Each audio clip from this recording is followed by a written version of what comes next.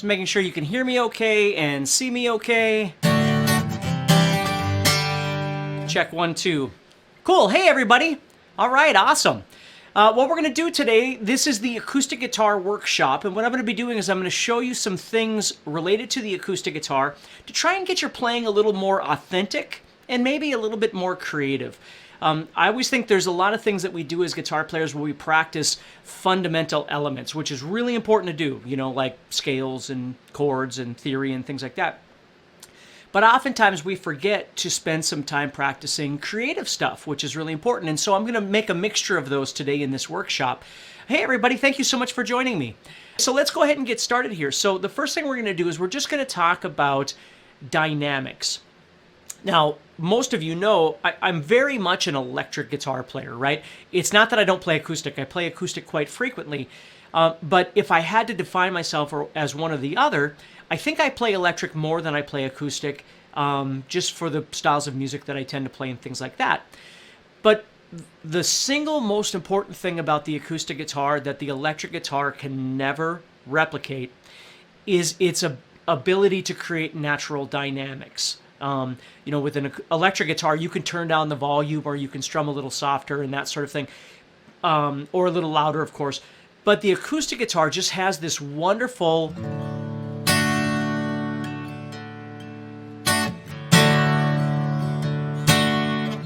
dynamic space, if you will, that just makes it unbelievable. And so the first thing I want you to really be thinking about when it comes to acoustic guitar is not just that you are making rhythm or that you're strumming. That's what we often refer to as strumming. It's not just that. It's the way that you're strumming. It's the variations of your strum that you're putting in there, because it makes all the difference in the world. I've always heard, when I was a kid, I always heard that, you know, the greatest lead players were really great rhythm players, right? Or the way to become a really great lead guitar player is to become a really great rhythm guitar player. And there's 100% truth in that, because your availability of being able to not only express yourself with the instrument, which is that creative thing I was talking about, but play it with confidence and with authority is what really makes the difference. So it's not what style of music that you're learning how to play, or whether it's electric or whether it's acoustic or whatever it might be, fast or slow. All of that stuff is kind of irrelevant. It's the availability of being able to make yourself sound authentic, okay? So if we think about it, when I go to play this, okay, let's just take a G chord, for instance. I'm just playing a 4-finger G here. And if you play your G differently than me or something, don't worry about it. It's perfectly fine for now, okay?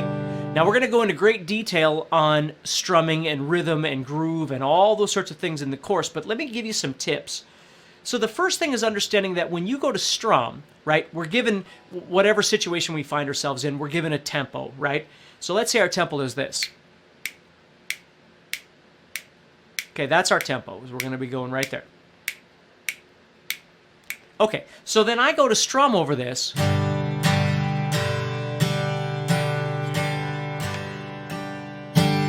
Now what I want to be aware of is the fact that I've got all those down strums, but I don't necessarily want to strum all of them, and I don't want to strum them all with the same dynamic level.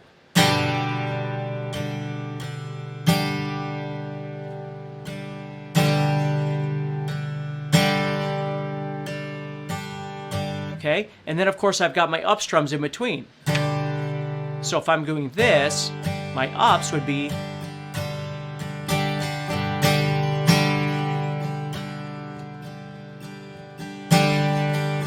So one thing I want you to really think about, and I know it seems simple, but it is so important to the success of making your guitar sound authentic, is not just understanding that, again, from that logical perspective, you know, quarter notes and eighth notes and sixteenths and downs and ups.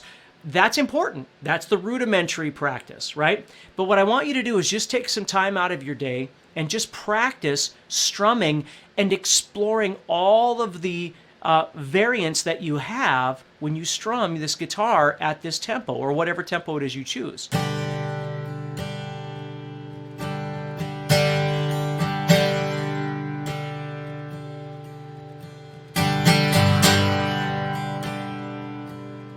What I think about and you might have heard me talk about this before, but I call it organic strumming, and then within that I call it ocean strumming. Now what happens is, with organic strumming is you're not really thinking about the guitar in terms of a strumming pattern, like down, down, down, up, down. Okay, those all exist. There's mathematical possibilities for all of these different things that you can do with downs and ups, things like that, putting them in different places. It's not really that. What you're doing is you're just learning how to move away from the guitar and then move back into the guitar at random points in time. And what you're doing is almost thinking about it like phrasing if you were a singer or if you were soloing. You're trying to make it different each time, okay? So maybe you're strumming a little bit more, and then you're strumming a little bit less. Maybe you're strumming a little bit harder, and then you're strumming a little bit softer in different places. So what I think about is if we were to eliminate the chord entirely and just scratch, okay? So my mind is completely focused on strumming, on rhythm, on groove. It's not worrying about whether the chord sounds great or whatever that might be. I'm just focusing on my availability of being able to create something interesting. That's what organic strumming is to me, is that you're just naturally letting things come out, okay?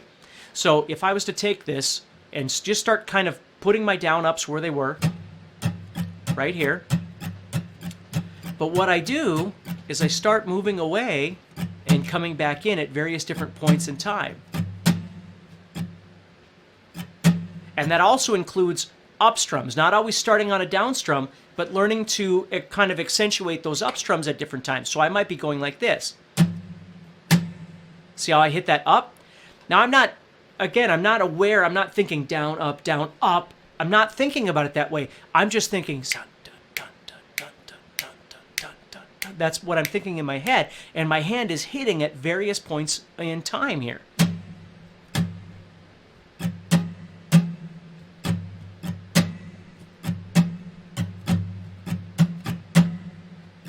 Now, I can also hit different groups of strings at different points in time.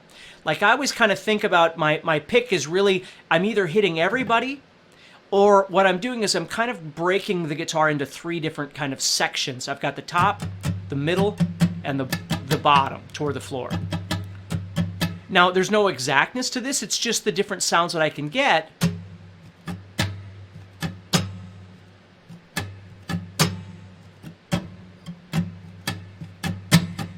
That I can strum at different points in time.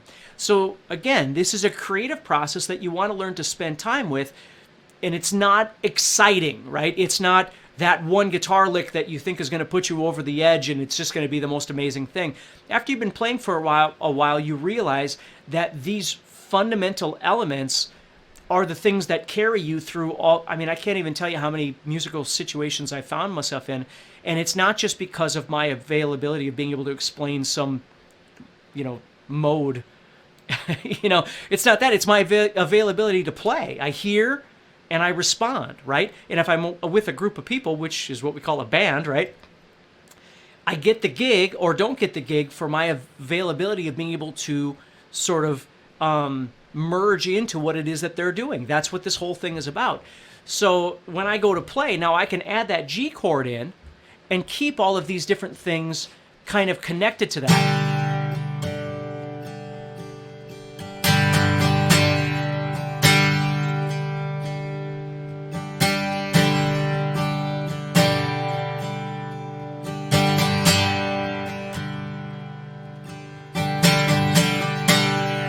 And of course, the tempo might be a little bit different. My groove might be different depending on what the other instruments are doing. But I'm aware of my availability to be able to move in and out or away from those strings at different points in time. Instead of going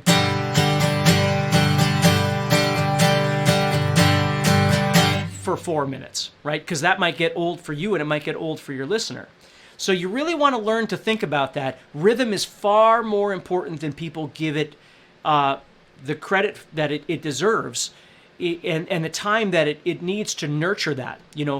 When I was learning how to play, I was completely guilty of this because I was learning from a Mel Bay book, if any of you know what Mel Bay is.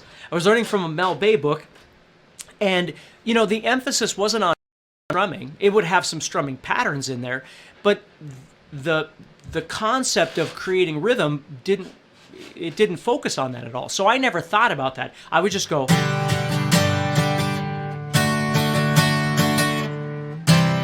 and wonder why my playing sounded so boxy, right? It sounded so, you know, I don't know. It just didn't sound authentic. And that's why, is because I wasn't adding anything authentic. I was just playing by the numbers, really, is what I was doing. So I want you to really think about that. Now, let's go back to what I said about ocean strumming. I call it ocean strumming because sometimes it makes it easier for you to think about in your head. But if you were to go somewhere, if you don't live near the ocean, I don't live near the ocean. If you go to the ocean and you just sit and watch the waves of an ocean, right? It's pretty mesmerizing. Not only what you're seeing, but what you're hearing, because it's unpredictable. It's not like it's, you know, a sine wave or something like that that's consistent. It's not. Sometimes the waves are big, sometimes they're little, sometimes there's a lot of them, sometimes there's just a few of them. You know, depending on what the wind is doing, sometimes they can be really aggressive and then all of a sudden it'll get calm. And I always think about strumming as kind of being that. So if I was to take, for instance, a G chord and a D chord and a C chord and then back to a G chord. And you can kind of do this with me, okay? If you've got your guitar handy, and if you're at work or something, obviously you can you know, try this later. But you know, if you've got your guitar handy and you want to play along with me here, we can certainly do this. So what I'm going to do is I'm going to take this. I'm going to play G 2 3 4 1 2 3 4, D 2 3 4 1 2 3 4, C 2 3 4 1 2 3 4, G 2 3 4 1 2 3 4. Okay? Only we're going to do that a little slower, just so it doesn't feel so rushed for you. So I'm going to go.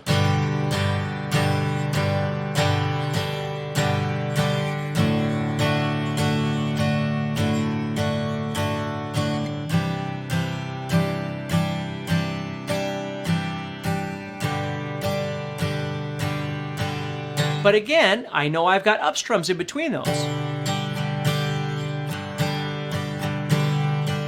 And again, I could play a strumming pattern. I'm not saying there's anything wrong with that. Sometimes we need strumming patterns to fix a situation that we find ourselves in, or we're just not feeling something and we need a pattern. What I'm saying is this is what you want to work toward, and this is what the guitar course is going to focus on, is training you to really think about music from the creative perspective, not just, you know, strumming patterns and chord changes, playing kind of by route, if you will. Okay? So let's take that now. I'm going to think 1, 2, 3, 4, 1, right there. Okay? And what we're going to do is we're going to try and kind of organic strum. And what I want you to do is sort of turn your brain off and just kind of let the arm move back and forth, like kind of like a maraca, right? It just kind of moves back and forth. And what I'm going to do is I'm going to move in, and I'm going to move out, and I'm going to move in at different points in time, and I'm going to move out. So I'm not consciously thinking about which downs or ups I'm going to hit. I'm trying to let my intuition and my availability being able to hear music, and again, this might take time. I don't know. You know, you've got to try this. But I'm going to try and let that kind of take over as I play. And don't worry if you're not hearing things. Maybe just the ability of being able to be random might start clicking in your brain, and you'll start hearing it going, oh yeah, I kind of get what he's talking about. So you don't have to have it all planned out. It's not like all of us have all of this planned out before we begin. You just learn to feel it as you go. So here we go. 1, 2, ready, go.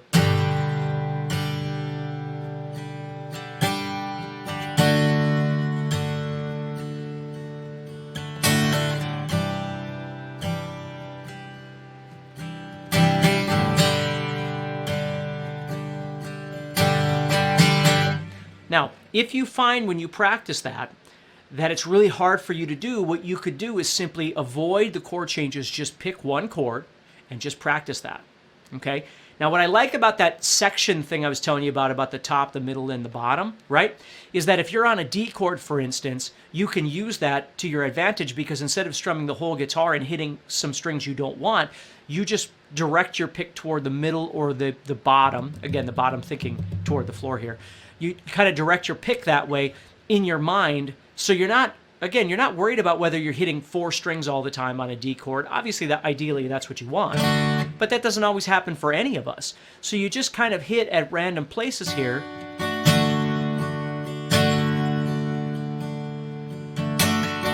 Sometimes you hit more than 4. Sometimes I hit the 5th string. Heck, sometimes I probably hit the 6th string, right? I'm just not doing this. because that sounds awful, right? So again, instead of being panicked and thinking you have to hit 4 strings all the time, you start thinking about the guitar as kind of sections that you can hit different places. Maybe you hit sections middle and bottom together, and you're just avoiding the top. So you're kind of breaking the guitar in half, if you will. Top, bottom. And that's okay too. That might help you as well. All right, so the next thing we're going to do, let me check my notes on my phone. Okay, perfect. All right, so let's say we start developing that. And again, I want you to understand that this isn't a, okay, I'm going to practice this Tuesday and then I'm done, or Thursday or whatever it might be.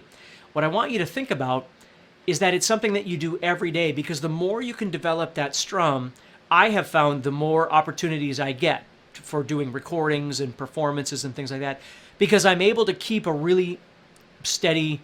I had one producer tell me one time that I had the my timing was like AC/DC. It was just like a rock. It was solid, and that was one of the nicest compliments I ever got, because you know, I take pride in my availability of being able to drive a song for people to play along with or to sing along with or whatever it might be. You know, as a guitar player, you're not always driving the song. Sometimes the drummer is. Not all the time, though. I mean, different songs require different things. And some songs you let the singer lead, right? Because maybe the song can use some tempo changes with that singer, and so you're playing in back, you're kind of following that singer. But in order to do that, you've got to be able to listen. You can't just be focusing on, you know, your chord changes in a strumming pattern the whole time and not listen to the musical world that's going on around you. You've got to be able to listen and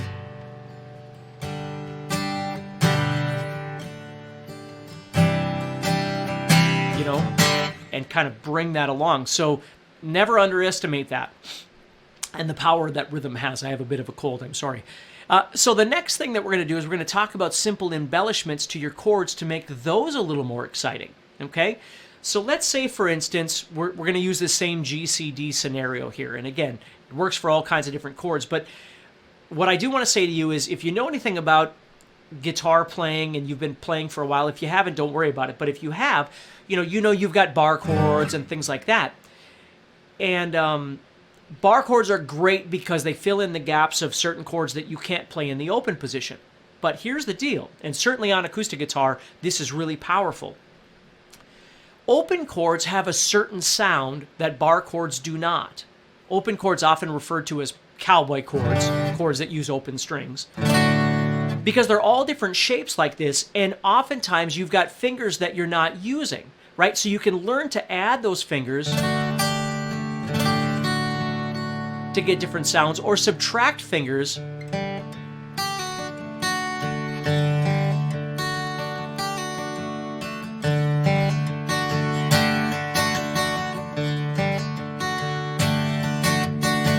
you see? And you get different sounds. When you're playing a bar chord, oftentimes all your fingers are being used in some capacity. Not always. I'm just saying that there's a misconception sometimes between open chords and bar chords, that, you know, bar chords are more important than open chords, or, you know, open chords are for beginners and bar chords. And none of that is true, which brings me to the capo. What's great about the capo is you can take all of your open chords and move it into a different key and still retain the power of those open chords and all of these embellishments that I'm going to be showing you by simply putting the capo on the guitar and then being able to still do all of these kinds of embellishments. So, you know, when I was growing up, I was always told that the capo was a cheater because you wouldn't have to learn how to play your bar chords, and it always confused me because I'm like, no, I play bar chords when I need bar chords, and I use the capo when I need open chords, but I need to do this stuff, right? Let's say I was playing something like this. I'll take the G here, and I'm going to play this.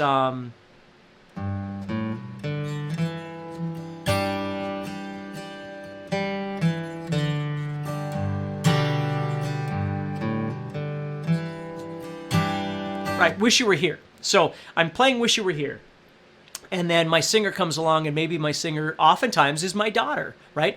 So first of all, she's female, right? So her voice is a little bit higher than the Pink Floyd version would be. So what I would do is go, okay, well, let's go to the 2nd fret here. Okay, let's try that. So now I do the same thing.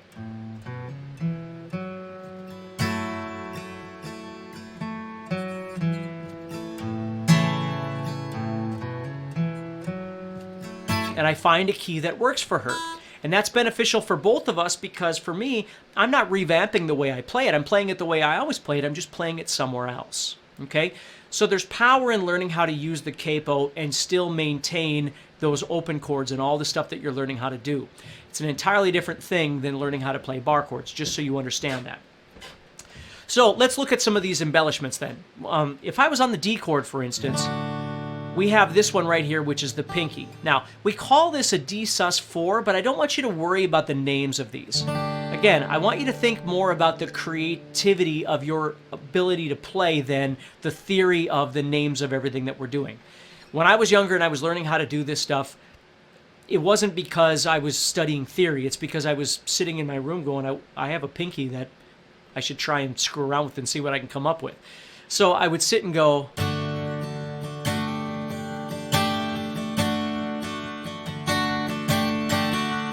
and think about all the different ways I could add it or take it off, right? I could hammer it. I could pull it. I could just, play it. I could leave it down for a long time or take it off quickly, all these different kinds of things that you can do, but it takes time and practice, right? You just have to sit and explore it. You can't just spend 30 seconds going, okay, I understand that you can add the pinky. Now let's move on to something else. It's not that. You've got to learn to use it in your playing. You've got to learn to make it sound authentic and organic. So when you're playing,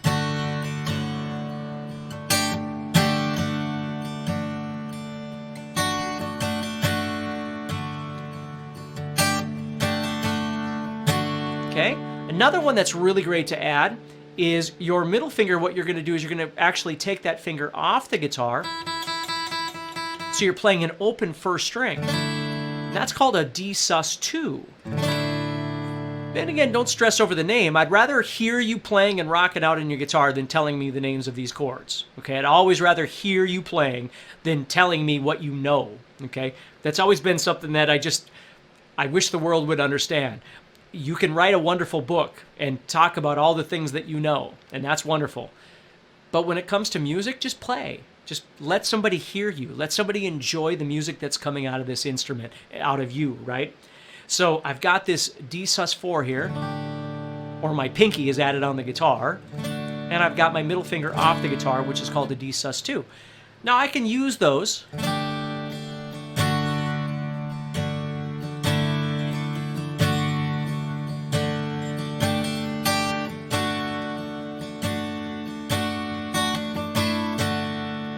I don't have to use them both at the same time in the same song. I don't have to use them equal amounts. They're not going to feel bad, right? Sometimes what happens is as we start learning these things, and especially, when you get excited about this sort of thing, I totally get it. But just because we can do something doesn't mean we should overdo it. Sometimes we just learn how to do something and it's just like a spice that goes in food, right? We should just use a little bit of it just for flavoring, but if we use way too much, it kind of kills the taste of everything else. So as we're playing, sometimes we like to use these things a lot. You think of like Led Zeppelin.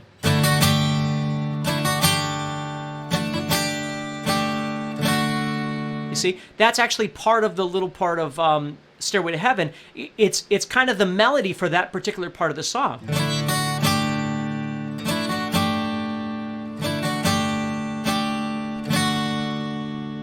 You see? And that's great. But then they don't do it for the entire song. It's just a little part in there. So what I always found interesting about these little embellishments, I always call them, is that before I knew that they existed, the only way you got differences in sound was by physically changing chords, right? So you'd play a chord, and then you'd play another chord, and then another chord. And if you didn't change chords, there was nothing happening. It was just sitting on the same chord. So it misled me to believe that you needed all these chord changes because that was the only way you got differences in sound on the guitar. And again, I'm not talking about dynamics. I'm talking about actual pitch differences. the great thing about embellishments is that you can stay on a chord for a long time and it doesn't have to be boring to you or the listener. You see? Where if I was just going...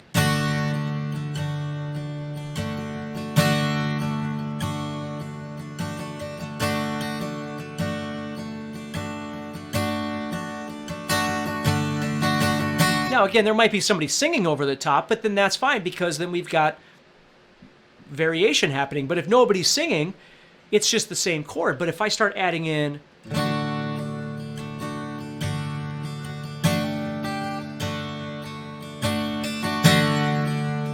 the ear is expecting something. You see? And that becomes more interesting. So it's a really great tool to learn how to do. So over that D, you practice adding the pinky, you practice taking the middle finger off the guitar, and another one that I love to do is taking the first finger here and doing that as a hammer-on.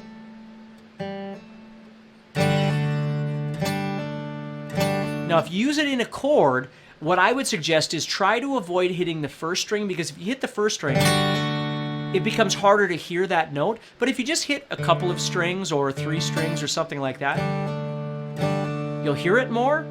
And if you're familiar with picking, flat picking, which again, we'll talk about all these things in the course, but if you're familiar with flat picking,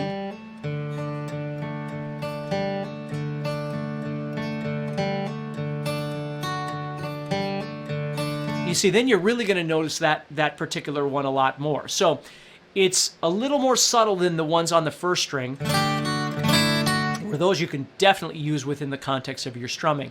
This string needs a little bit more of that happening, where you're maybe picking it as a single note or whatever it might be, okay? Or you're just strumming a few strings to have that happen, okay?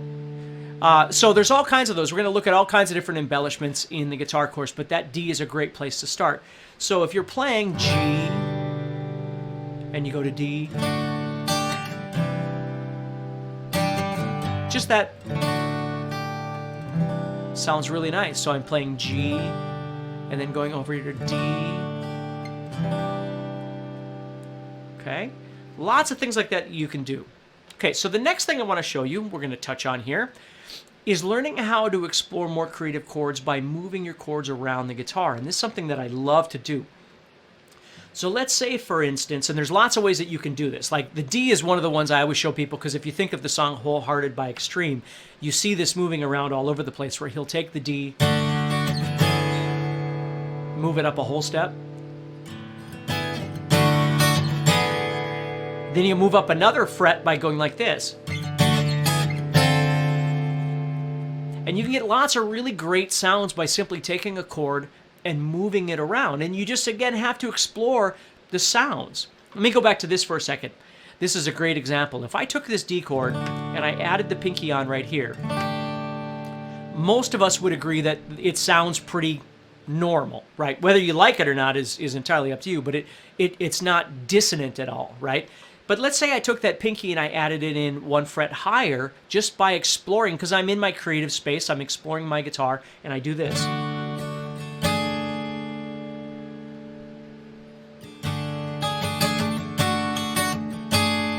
Now, you might either be thinking that sounds horrible, or you're thinking that sounds pretty cool. For me, I love the sound of that. I think it sounds really neat.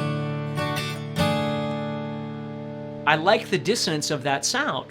Now, I never would have done that if it hadn't occurred to me to explore. If I just did the matter-of-factly, my teacher said, or I read somewhere, or whatever it might be, that you can add this and then you're done, you'll never know that that sound even exists unless you spend a little time exploring it. So again, please understand, the bigger picture here is that you've got elements that you practice on a daily basis to get better. Rudimentary elements, we can call those. Technical elements, whatever you want to call it. But if you never spend time just exploring things, you're going to miss out on a whole lot of really great stuff that happens with the acoustic guitar and all the sounds that it makes and all the feels that you make when you strum it, right? You're going to miss out on those if you never try things. So you might take that wholehearted idea, that extreme idea, and try and go...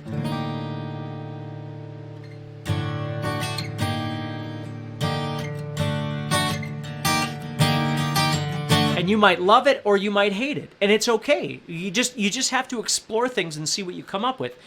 One that I like to show people is I wrote a song quite a few years ago where I used a D and an A, and the song was in the key of A. Okay, so I was going from the D to the A, but I didn't want that traditional kind of sound. So what I did was I took the C chord and moved it up a whole step so it was a D of sorts.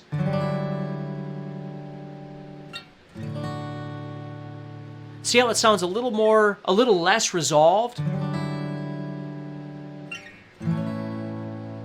But then going to that A sounds kind of strange.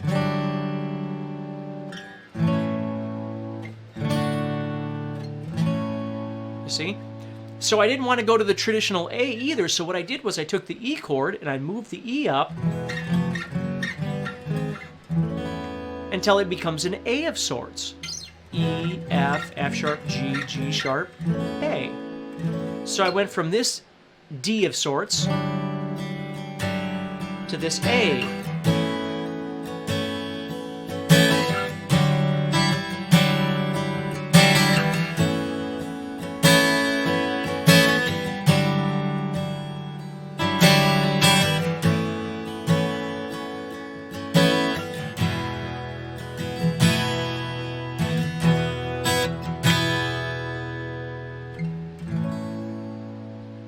Okay, and there I just did E, added my pinky underneath on the 3rd string here on the 2nd fret, and then I actually moved up and went 0, 2, 2, 4, 0, 0. Now again, there's a million ways that you can do this sort of thing on the guitar. I'm just trying to show you that there's more than you might realize going on when you play. You know, when you first start learning how to play, you have to start with basics. You have to learn how to play a D before you can embellish a D, right?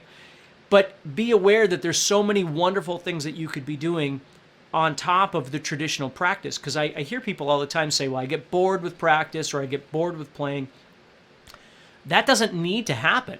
You just have to learn to step outside your thought process and think about some different ways that you can approach some of the things that you're learning how to do. And all of these things just lend themselves so beautifully to the sound of the acoustic guitar and our availability to be able to strum and pick. You see, all those kind of things are just amazing. So